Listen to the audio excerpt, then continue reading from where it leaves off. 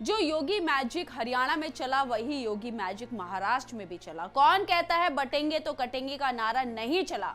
आज जब विपक्ष भी ये बोलने के लिए मजबूर है कि योगी का नारा बटेंगे तो कटेंगे की वजह से महाराष्ट्र में महायुति जीती, तो अब आप खुद सोच समझ सकते हैं कि ये नारा कितना फेमस है। बटेंगे तो कटेंगे ने कैसे महाराष्ट्र की सियासत में जादू बिखेरा, कैसे योगी ने महायुति की जीत में अहम भूमिका निभाई, सब आपको बताएंगे। लेकिन उससे पहले आयन भारत को जरूर सब्सक्राइब कीजिए। नमस्कार, मैं मंजू रुधियाल और आप सभी का स्वागत है आयोन भारत में।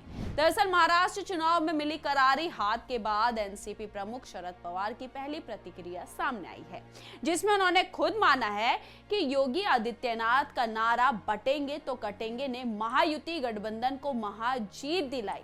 शरद पवार ने कहा कि महाराष्ट्र चुनाव में मुख्यमंत्री योगी आदित्यनाथ के नारे का जादू चला। उन्होंने साफ तौर पर कहा कि मुख्यमंत्री योगी आदित्यनाथ का नारा बटेंगे तो कटेंगे ने महाराष्ट्र में ज्यादा असर दिखाया। नारे की वजह से वोटों का ध्रुवीकरण हुआ, इसलिए महायुति को भारी वोट मिले।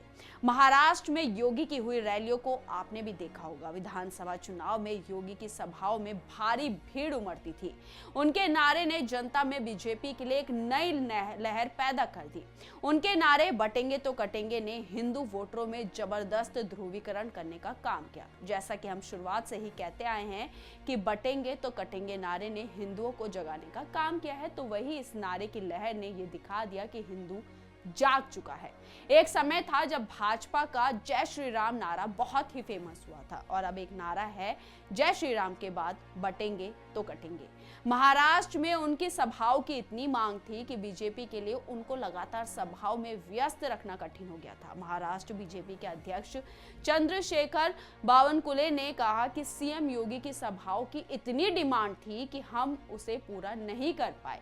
उन्होंने कहा कि हमने योगी आदित्यनाथ की सभाओं के लिए काफी निवेदन किया। सीएम योगी की सभाओं से हमें बड़ा फायदा मिला हुआ। और यहाँ बात बस महाराष्ट्र की भी नहीं है, बल्कि ये बात उत्तर प्रदेश में हुए उपचुनाव की भी है, जहां देखने को मिला था, जहां भाजपा ने प्रचंड जीत हासिल की। विधानसभा की उपचुनाव की 9 सीटों पर उपचुनाव में जीत सुनिश्चित करने के लिए मुख्यमंत्री योगी आदित्यनाथ ने खुद कमान संभाली थी। साथ ही 30 मंत्रियों को भी मोर्चे पर तैनात किया था। संगठन के विस्तार के लिए सदस्यता अभियान उपचुनाव में जीत की बड़ी वजह बनकर उभरा। इसने बड़े नेताओं से लेकर कार्यकर्ताओं को एक सूत्र में पिरोने का काम किया, जिसका असर उपचुनाव में भी देखने को मिला। इसके अलावा उपचुनाव में बटेंगे तो कटेंगे और एक रहेंगे तो सेफ रहेंगे नारों ने पार्टी को नई ऊंचाइयों तक पहुंचाया। करीब 150 साल बाद प्रदेश में होने वाले विधानसभा चुनाव में भी इन नारों को तवज्जो मिलनी तय है, जो वोटरों के ध्रुवीकरण को रोकने का काम करेंगे। खासकर विपक्ष द्वारा चुनाव को जातियों की गणित में उलझाने का फॉर्मूला की कार्ड भाजपा ने ढूंढ ली है। राजनीति समीकरण बदलते देर नहीं लगती और चुनावी नतीजों से ही माहौल बनता है। जिस तरह लोकसभा चुनाव में जीत के बाद सपा कार्यकर्ता उत्साहित थे, अब उपचुनाव में भाजपा को मिली जीत से भगवा खेमा जोश से भरा हुआ है। योगी ने बटेंगे तो कटेंगे का नारा देकर सपा के पीडीए यानी पिछड़ा दलित अल्पसंख्यकरण नीति को अलग थलग कर दिया है। भाजपा करहल व सीसामाओं में भले ही चुनाव हार गई हो, लेकिन उसने सपा के इन मजबूत किलों में सेंध मारी कर दी है।